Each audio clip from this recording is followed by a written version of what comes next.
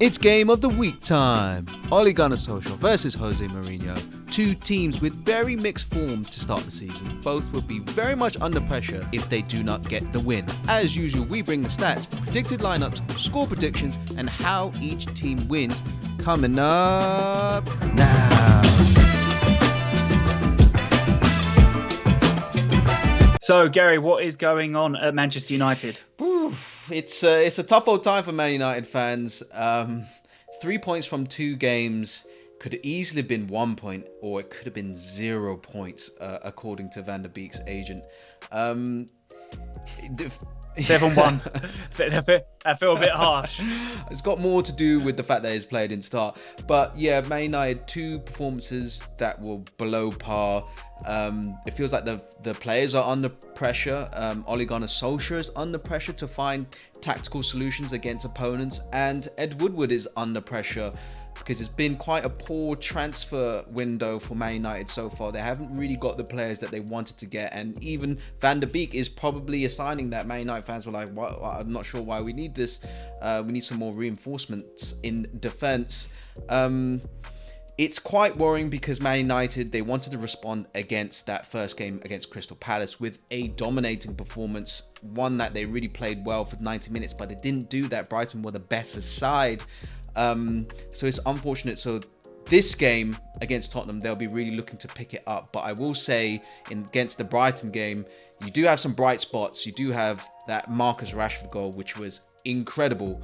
I feel like that type of goal he wouldn't have been able to score 2 years ago. And Bruno Fernandes, cold-hearted man on the penalties, like he finished it off, and you should be so grateful with the win. For Tottenham, I think Tottenham are slowly but surely improving, certainly since their game against Everton and that first half against Southampton. Since then, it has really looked to be on the up. They scored, it was 4 goals in that second half against Southampton, and they played really well against Newcastle. I think it might have been one of the most complete performances by Tottenham I've seen in the last few months. But obviously they was... Other than the finishing, I'd say yes, but yeah. I think they were let down with the finishing, but they created the chances. I think in that situation, you'd rather the chances created, I think, that than them being non-clinical. But I'm not going to harp on about it too much because it just gets me annoyed. But they were robbed of the decision because Eric Dyer didn't salmon jump, which is now the requirement for every defender in the Premier League. You have to salmon when you head the ball, or you will give away a penalty. But they did get a win against Chelsea in the week, so hopefully that win over Chelsea would maybe allow them to move on a little bit from how disheartened they would have been from dropping 2 points against Newcastle. Now let's get into some stats. We like some stats over here at Fickle Sports. They're coming up on the screen now. Alex, what jumps off the stats table? Well, for me, I think the one thing from Mourinho's perspective that he would be not so happy about is that XG conceded of 1.5. He'd be very happy with the expected goals scored, 2.1, which is the 5th highest in the Premier League. But we all know Mourinho is a more defensively minded coach. He wants those clean sheets and then the goals. And so far, Tottenham have got 0 clean sheets. So that will be a small concern for him. I do think he'll be happy that they're creating chances, but I think he will want to bring that expected goals conceded and in turn the actual goals conceded. I think he'd want to bring that down a little bit. Yeah, for Man United, it's kind of a similar story. Expected goals conceded of 2.45. I know it's only 2 games, but it's pretty high. That's second in the Premier League so far. And it's more perplexing because Man United had such a good defensive record last season, which got them into the Champions League place. For comparison, their expected goals conceded was 1 last year, so that's incredible. So they're way above it this time, and their expected goals scored for this season so far, 1.34, is quite below their 1.74 last year. So they're not firing on all cylinders, and they've got a great attack to do that, so they have no excuse based on the quality of their players. Yes, lots of areas for Ollie to try and improve, or should we say Woodward, because as you mentioned before, there are a lot of areas that United fans think they need improving, but at the moment They haven't got the players in. Let's get into the injury news. Gary, any injury or suspension news for Manchester United? Man United, Romero is out for personal reasons. Sounds like it could be a sneaky COVID self-isolation thing. Phil Jones, he's out with a knee injury. He doesn't have a return date yet. And lastly, they have Tuanzebe, who is out with a foot injury to the middle of October, so he's out for the Tottenham game. For Tottenham, it's a very small injury list. Son and Bale are both ruled out. They're both expected back at the end of the international break. So that's the injury news and suspensions recapped. With that in mind, Gary, what is your predicted lineup for Manchester United? Manchester United, I'm continuing with a 4-2-3-1. I feel like Ole Gunnar Solskjaer is going to stick to that tactic. He wants to learn more about his team probably before changing it. I'm going with David De Gea in goal. Wan-Bissaka at right back. He's still performing really well there.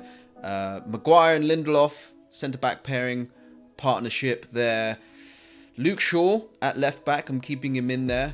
And a double pivot of Nemanja Matic and Paul Pogba and Bruno Fernandes to complete the trio in midfield.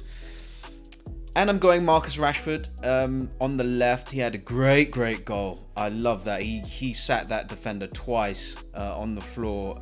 So he will be confident going into this game, hopefully. Greenwood is going to start. He hasn't quite hit the ground running, but we know he has the talent. And we're going Martial up front, who hasn't performed just as well yet, but we know he can do as well. Not a lot of surprises in that starting lineup, but I do expect if Van der Beek doesn't start again, that he's a... Do you think the score predictions go up and up? It's like 10-1. It could have been 11-1 after every game. Yeah, even if United dominate, he's still going to come out and go, they should have lost 5-1. For Tottenham, I'm going Lloris in goal, Doherty right back, the centre-back pairing of Sanchez and Dyer. Because they're the quicker of the two, and obviously with United's front three, there's a lot of pace there. So I think he will go for the quicker centre backs. And left back, for the same reason, for the pacey United attack, I'm going Reguilon. Ooh, okay. I think Davis is tried and tested, so I wouldn't be surprised if he plays Davis. But I think with the pace that Reguilon does have, and the fact he will be able to keep up with Greenwood, you might just see him sneak into the team. But I think that's very 50-50 at the moment. In central midfield, I think he'll go with a midfield three with Højbjerg holding and Ndombele and Lo Celso. The reason for them two, they're both ball-carrying central midfielders, and I think he'll look to them to transition from the defence to the attack. And then up front, I think Bergwijn will come in to replace the injured Son. Moura will be on the right and Kane up top. Yeah, Son is a very crucial miss against Man United. I think he could have caused Man United all sorts of damage. Now let's dive into the tactics for both teams. Let's see how we think they will both set up to win this game. For Man United, I think Nemanja Matic will be quite an important player for this game because he went straight into the team against Brighton, and building up play, I think he will come out and make a back three to get them out of their own half. You can have Luke Shaw and Wan-Bissaka go up way high, and you can have Fernandes and Pogba sort of trying to make a triangle here between their fullbacks and get it out on the flanks as much as possible. And what this allows, having Rashford come in and Greenwood come in, because they're essentially strikers as well. Can they swap positions interchangeably between Rashford, Martial, or Greenwood and Rashford as well? And with Fernandes and this trio here, have quick combination football on the edge of the box and release them through on goal against Lloris. That's the main tactic I think Man United will try and deploy as well, relying on that double pivot of Pogba and Fernandes, because they've got the quality to keep the ball in midfield and move it around the pitch. Yeah, I really do think it'll actually be a real battle of the midfields in this game, but it should be a really good game to watch. So I think Tottenham will be happy for Manchester United to have the majority of possession. But when Tottenham do have the ball, I think what they'll do is they'll probably have the back four, making sure there's quite a defensive unit, and also have the central midfielders drop deep. So when the Manchester United players do press, they'll be able to play out from defence then I think they'll transition quickly from defence to attack. And Kane might even drop deep to receive the ball and have Bergwijn and Moura running in behind him. It's quite similar to what they did against Southampton, and you saw how well that worked. I think the one issue they have is without Son playing, he is the best player there for making those runs, and he's probably one of the best finishers at Tottenham. So we're going to have to rely on Moura and Bergwijn to make similar runs and to be just as clinical in front of goal. So there we have it. We've gone through it all. We've gone through the form, the injury news, suspensions, the predicted lineup, and how we think they're going to line up tactically. With all that in mind, is score prediction time. Gary, if you want to go first, what is your score prediction for this game? It's going to be a tough one to predict, I think. It's quite... I feel like Man United, they're not playing super well at the moment. I mean, this might be a good game to play because both teams might be attacking, but then Mourinho might stifle them again, looking at the previous 2 games. And Mourinho will be desperate to win against Man United. And then Tottenham, you lose Son, and they probably weren't so clinical the previous game. Those two were really had good chemistry, so I think I'm going to go for a 1-1 here. It's going to be a struggle. Both teams are going to score, but it's going to be a draw. I'm really struggling with this one because if Son was there, I might go for a 1-0 Tottenham because I can just see with United not running at full power yet, I can see Tottenham hitting them on the counter and getting goals that way, and then United not creating many chances. But with Son out, that does limit the amount of chances I think Tottenham will get.